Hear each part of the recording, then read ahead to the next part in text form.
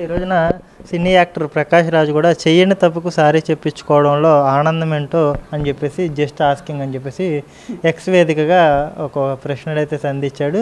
అసలు సనాతన ధర్మం గురించి ఏం మాట్లాడుతున్నావు పవన్ కళ్యాణ్ అన్నట్టుగా కూడా పవన్ కళ్యాణ్ గురించి ప్రకాష్ రాజ్ అయితే కొంత రసవత్తరంగా అయితే కామెంట్స్ అయితే చేశారు కదా, మీరు ఎలా చూస్తారు? చెప్తున్నాక కాంట్రవర్సీలో ముందుండేది ఎవరంటే ప్రకాష్ రాజ్.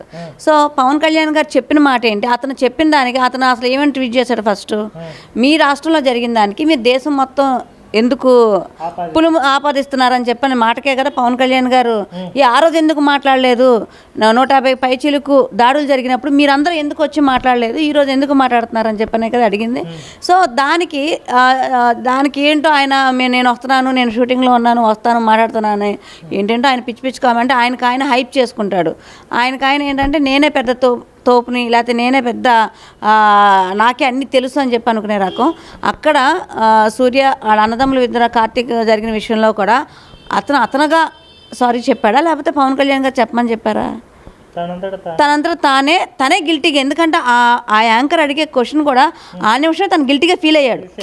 వద్దు, చాలా సెన్సిటివ్ వద్దు, దాన్ని అవాయిడ్ చేయడానికి ప్రయత్నించాడు. అంటే అప్పుడే తను లడ్డు విషయంగా ఇబ్బంది పడ్డాడు. తీసుకురావద్దని 2 సార్లు చెప్పాడు. అయినా తన యాంకర్ కొంచెం రెచ్చగొట్టింది. సో దానికి ఒక నవ్వుతా తన సమానం చెప్పాడు అంతే. అది కూడా తన మనస్సాక్షికి తనకు గిల్టీ అనిపించింది అది, కాబట్టి తను సారీ చెప్పాడు. ఆ సారీని ఏదో పవన్ కళ్యాణ్ గారు చెప్పించినట్టుగా దాంట్లో ఆనందం ఏంటంటే వీళ్ళకి పైచాచిక ఆనందం ఉంది కాబట్టి ప్రకాష్ రాజ్ లాంటి వాళ్ళకి ఇలాంటి మాటలన్నీ మాట్లాడితే రెచ్చగొట్టే ధోరణి చేస్తూ ఉన్నారు. ఇక్కడ ఒకటి అర్థం చేసుకోవాలి, పవన్ కళ్యాణ్ గారు ఒక పోరాటం చేస్తున్నారు. ఆ పోరాటానికి వీలైతే మద్దతు ఇవ్వాలి, లేకపోతే మూసుకొని కూర్చోవాలి. కానీ మేము పుడింగులు అంటూ వస్తే మాత్రం ప్రతి ఒక్కళ్ళకి ఎక్కడ అయ్యేవాళ్ళు అక్కడ అవుతూ ఉంటాయి అన్నమాట అంతే. అంటే ప్రకాష్ రాజ్ గారి ఎజెండా ఏంటి? మెగా ఫ్యామిలీ మీద విషయం కక్కడం, లేకపోతే మెగా ఫ్యామిలీకి వస్తున్న ఆదరణను చూసి వారవలేని తనమా? అసలు ఏంటి? మా ఎన్నికల్లో కూడా ప్రకాష్ రాజ్కి సపోర్ట్ చేశారు, మెగా ఫ్యామిలీ సపోర్ట్ చేసింది కదా. అవును, మెగా ఫ్యామిలీ ఎప్పుడు కూడా ఎవరినైనా పాజిటివ్గా తీసుకుంటుంది. కానీ ఏదో వాళ్ళు పెంచిన పామే వాళ్ళని ఏదో అన్నట్టుగా కాటేస్తున్నట్టు, పాలు పోసినా సరే కాటేస్తున్నట్టు ఆ రకంగా మెగా ఫ్యామిలీ ఎంత ఓన్ చేసుకుందాం అనుకున్నా కూడా ఇవన్నీ కూడా విశ్వజంతులే. ఎప్పటికైనా సరే విషం కాటేసే రకాలే తప్పితే వీళ్ళల్లో అనేది ఒక అంటే మనిషి గుణాలు కానీ అవన్నీ ఉండవు, ఒక జంతు గుణాలు మాత్రమే ఉంటాయి. కాబట్టి అవి అలా ప్రవర్తిస్తూ ఉంటాయి. కానీ పాపం మెగా కుటుంబం ఏంటంటే కాస్త ఔదార్యం చూపిస్తే చాలు మొత్తం మన వాళ్ళే అని చెప్పని నమ్ముతూ ఉంటారు. కాబట్టి అలా మా ఎలక్షన్స్ అప్పుడు కూడా సపోర్ట్ చేయడం జరిగింది. కానీ వాళ్ళు బుద్ధి అయితే మార్చుకోరు కాబట్టి ఎప్పటికప్పుడు వాళ్ళు మేము ఇంతే అని చెప్పని నిరూపించుకుంటూ ఉంటారు అంతే. ఒక ఆడదానిగా సిగ్గేస్తూ ఉందండి ఈరోజు. అది సనాతన ధర్మం అని మాట్లాడుతుంటే నవ్వొస్తూ ఉంది. ఎందుకంటే అసలు అది సనాతన ధర్మం అనడానికి కూడా అర్హురాలు కాదు. దాని నోట్లో సనాతన ధర్మం అనే మాట పలికిందంటేనే అసలు ఆడబిడ్డలందరూ కూడా తూతూ అని వస్తూ ఉన్నారు ఈరోజు దాన్ని. అసలు సనాతన ధర్మం అంటే ఏంటో దానికి తెలుగు మీనింగ్ తెలుసండి, ఫుల్ ఫామ్ మొత్తం తెలుసా దానికి? దాని బట్టలు, దాని అవతారం, దాని బిహేవియరు, దాని బాడీ, అది రోజు మాట్లాడే వీడియోలో దాని అవతారం, అసలు దాన్ని చూసుకుంటుందా అండి రోజు? ఇంత దిట్టంగా మేకప్ వేసుకొని పిచ్చి కూతలు కారు కూతలు అమ్మ నా బూతులకు వస్తూ ఉంటుందండి. అదే ఆ సనాతన ధర్మం అంటే. సగం పొట్టి బట్టలు వేసుకొని సగం కనపడి సగం దాచుకొని అదే ప్రెస్ మీడియా సోషల్ మీడియాలో చూపించడం అదే అండి సనాతన ధర్మం. పిచ్చి వీడియోలు చేస్తా ఇన్స్టాగ్రామ్లో రోల్స్ చేస్తూ ఉంటుంది, పాటలకి వాటికి వీటికి అక్కడికి వెళ్ళాను ఇక్కడికి వెళ్ళానని సగం కనిపిస్తా తిప్పుకుంటూ తిరుగుతూ ఉంటుందండి. అదే అండి సనాతన ధర్మం అంటే మాకు తెలియదండి. మరి ఈరోజు సనాతన ధర్మం ఒక ప్రతివత శిరోమణి వచ్చి చెప్తుంది కాబట్టి నేను ఈరోజు ఆమెను అడుగుతాను, అసలు సనాతన ధర్మం అంటే ఏంటి? నిన్ను చూసే నేర్చుకోవాలా? సనాతన ధర్మం మొత్తం నీ దగ్గరే ఉందా? నీ చుట్టే తిరుగుతూ ఉందా? నీ చుట్టూ, రోజా చుట్టూ, జగన్మోహన్ రెడ్డి చుట్టూ తిరుగుతూ ఉందా? ఈరోజు నువ్వు సనాతన ధర్మం అంటా ఉన్నావే, నిన్ను చూసి ఆంధ్ర రాష్ట్ర ప్రజలు నేర్చుకోవాలా? ఆంధ్ర రాష్ట్ర ప్రజలను చూసి, ఆడపడుచులను చూసి, ముఖ్యంగా పవన్ కళ్యాణ్ గారి కుటుంబాన్ని చూసి నేర్చుకోవాలా? ఎక్కడి నుంచో వచ్చింది పాపం బిడ్డ పవన్ కళ్యాణ్ గారి భార్య. ఎంత ఉందాగా బట్టలు వేసుకుండిద్ది, ఆమె చీర, ఆమె కట్టు బొట్టు ఎంత ఉందాగా, ఎంత అందంగా ఉండిద్ది. ఒక తెలుగు గడ్డ మీద పుట్టి ఒక భారతీయురాలు అయి ఉండి నువ్వు ఒక పరమ పవిత్రమైన తెలుగు నేల మీద పుట్టి నువ్వు వేసుకునే బట్టలేంటి? ఎదుటి వాళ్ళని అనే ముందు నీది నువ్వు ఏడవచ్చుగా, నీది నువ్వు చూసుకో అంటే నీది నీకు కనపడట్లేదా? ఎదుటి వాళ్ళది పొద్దాక చూడాలని ఎందుకు అనుకుంటావు? పొద్దాక ఎదుటి వాళ్ళ గురించి మాట్లాడాలని ఎందుకు అనుకుంటావు? ముందు నీ కింద తడి చూసుకో, నీ కింద తప్పులు చూసుకో. నువ్వు చేసే పనులేంటి, అసలు ముఖ్యంగా నీ వృత్తి ఏంటి? మనస్ఫూర్తిగా గుండెల మీద చేసుకొని చెప్పు. నువ్వు రోజు చేసే పనేంటి, రోజు ఎంతమందితో టైఅప్ అవుతావు, ఎంతమందితో నీకు లింక్స్ ఉన్నాయి, నువ్వు రోజు చేసే పనేంటి, నీకు ఆ ఆదాయం ఎక్కడి నుంచి వస్తూ ఉంది, నువ్వు అంత రిచ్గా బతకడానికి నీకు ఎక్కడి నుంచి వస్తూ ఉన్నాయి, ఎవడు పంపిస్తూ ఉన్నాడు, నీ వృత్తి ఏంటి ఒకసారి కళ్ళు మూసుకొని ఆలోచించు. గుండె మీద చేసుకొని నీ మనస్సాక్షికి సమాధానం చెప్పు. సనాతన ధర్మం అన్నానికి నువ్వు అర్హురాలివేనా? నోరు ఉంది కదా, కంటెంట్ ఇచ్చారు కదా, 4 డబ్బులు కుక్కకు బిస్కెట్లు అట్టి ఇసిరేస్తారు, నాకు జగన్మోహన్ రెడ్డి ఇసిరేసాడు కదా, నాకేదో ఒక చిన్న రోల్ ఇచ్చారు కదా, ఒక పేపర్ మొక్క ఇచ్చారు కదా, దాన్ని చదివి బట్టి చదవడం కాదు, దుర్మార్గపు రాళ్ళ పిచ్చి మొండ. నువ్వు చేసే పనులకి, నువ్వు మాట్లాడే మాటలకి, నీ పనితీరికి, నీ వ్యవహారానికి, నీ బాడీకి అసలు నువ్వు మాట్లాడే సనాతన ధర్మం అనేది అసలు అర్హురాలివే కాదు. కాబట్టి ఇంకొకసారి నీ నోట్లో సనాతన ధర్మం వస్తే సనాతన ధర్మం చచ్చిపోయిద్దునో ఆంధ్ర ప్రజలు భయపడతా ఉన్నారు. కడుపులు చేయడమే సనాతన ధర్మం అని చెప్పేసి రాజకీయ ఉనికిని కాపాడుకోవడం కోసం ఈ సనాతన ధర్మాన్ని అడ్డం పెట్టుకున్నారా పవన్ కళ్యాణ్ అన్నట్టు కూడా ఆమె మాట్లాడుతుంది కదా. ఈ కడుపులు చేయడం ఏంటి, రాజకీయ ఉనికి కోసం పవన్ కళ్యాణ్ అర్ధరహితమైన స్టేట్మెంట్స్ ఇట్లా ఇస్తున్నారా అని శ్రీరెడ్డి అడుగుతుంది. మీరేం చెప్తారు శ్రీరెడ్డికి? అసలు దీనికి సిగ్గుందా అండి? సనాతన ధర్మం అంట మళ్ళీ కడుపులు చేస్తాడంట పవన్ కళ్యాణ్ గారు. అదే చెప్తా ఉన్నా. మొన్న విజయసాయి రెడ్డి వాడి వయసు ఎంత? వాడు ఒక తండ్రి వయసు 72-74 సంవత్సరాలు. ఆడు నిన్నగాక మొన్న తండ్రి అయ్యాడు. ఆడు కడుపులు చేస్తూ ఉన్నాడు. ఆడు బతుకు బట్టబయలైపోయింది. కొంతమంది చూస్తే వీడియో కాళ్ళు, నీవుడు కాల్స్, బట్టలు లేకుండా ఎంతోమంది ఆడబిడ్డలు లోబరుచుకుంటా ఉన్నారు. మరి ఒక పార్లమెంటు సభ్యుల దగ్గర నుంచి ఎమ్మెల్యేలు, చిన్న చితక ఎమ్మెల్సీలు, దువ్వాడ సీను 2 బిడ్డకి పిల్లకి తల్లిలై ఉండి వాడి కూతురికి పెళ్లి కూడా చేసి ఇంకొక దాంతో కులుకుతా ఉన్నాడు. ఇట్లా ఎంతమంది నీ జగన్మోహన్ రెడ్డితో సహా ఎవరెవరితో కులుకుతా ఉన్నాడో మా దగ్గర చట్టా ఉంది.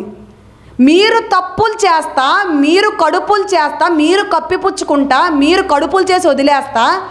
విద్యాసాగర్ ఎక్కడో ఒక సినీ నటి జత్వాని, ఎక్కడ ఆ ఆడబిడ్డ, ఎక్కడ వీడు టైఅప్ ఏంటి, ఆ పిల్ల జీవితాన్ని సర్వనాశనం చేయడం ఏంటి, పెళ్లి చేసుకోమని అడిగితే ఆమెను బంధించడం ఏంటి, సిగ్గు లజ్జ ఏమైనా ఉందా నీకు? నువ్వు ఒక ఆడదానివేగా, ఆడపుట్టకేగా పుట్టావు.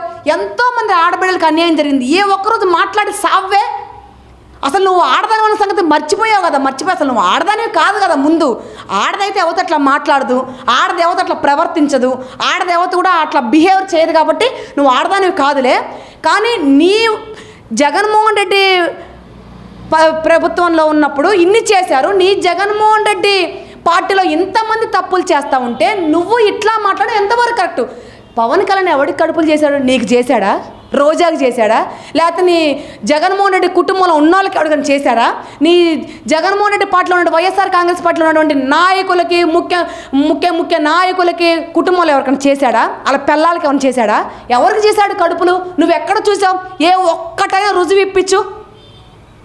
తప్పు చేస్తే నిజాయితీగా ఒప్పుకొని కళ్ళల్లో పెట్టుకొని చూసుకునేవాడు పవన్ కళ్యాణ్ గారు. మీకులాగా కడుపులు చేసి 4 రోజులు వాడుకొని డబ్బిసిరేసి వదిలేసే క్యారెక్టర్ కాదు అతనిది. గుర్తుపెట్టుకో.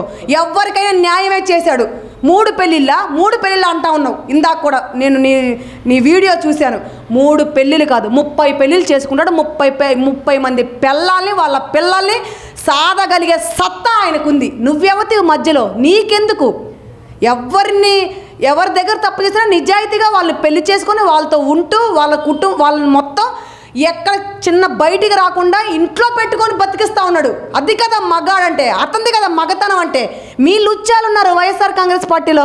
ఎవడు పడితే వాడు వాడుకొని వదిలేయడమే, 4 డబ్బులు ఇసిరేసి. ఎవడు పడితే వాడు వాడుకొని దులిపేసుకొని వెళ్ళిపోవడమే.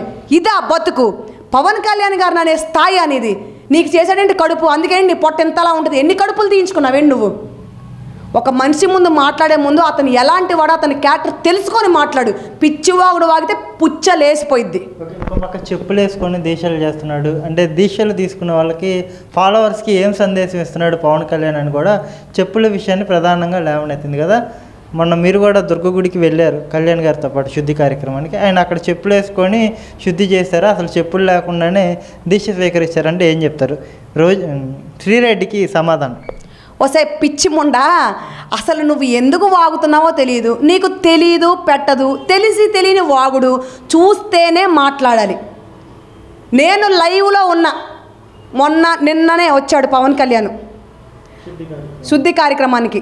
అతను దైవ భక్తుడు అంటే అతను మాట్లాడాలి సనాతన ధర్మాల గురించి. అతనికి భగవంతుడు అంటే ప్రేమ, ఆప్యాయత, గౌరవం. మీరు చేసిన పాపాలకి ప్రాయశ్చిత్తం కోసం, మీరు చేసిన పాపాలు కడగడం కోసమే ఆయన దీక్ష పట్టాడు.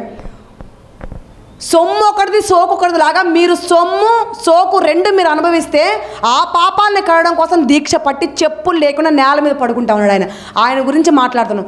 చెప్పులు ఉన్నాయా? నీ కళ్ళడం దొబ్బాడా? నీ కళ్ళలో ఏం పెట్టుకున్నావు? నీ కళ్ళలో ఎవరిది పెట్టుకున్నావు? నీ కళ్ళు కనిపించట్లేదా? నీ వైసీపీ నాయకుల కళ్ళు కనిపించట్లేదు. నీకు స్క్రిప్ట్ ఇచ్చినా నా కొడుకు ఎవడు అసలు? చెప్పులు ఉన్నాయో లేదు, నీకు కళ్ళడం దొబ్బాడా?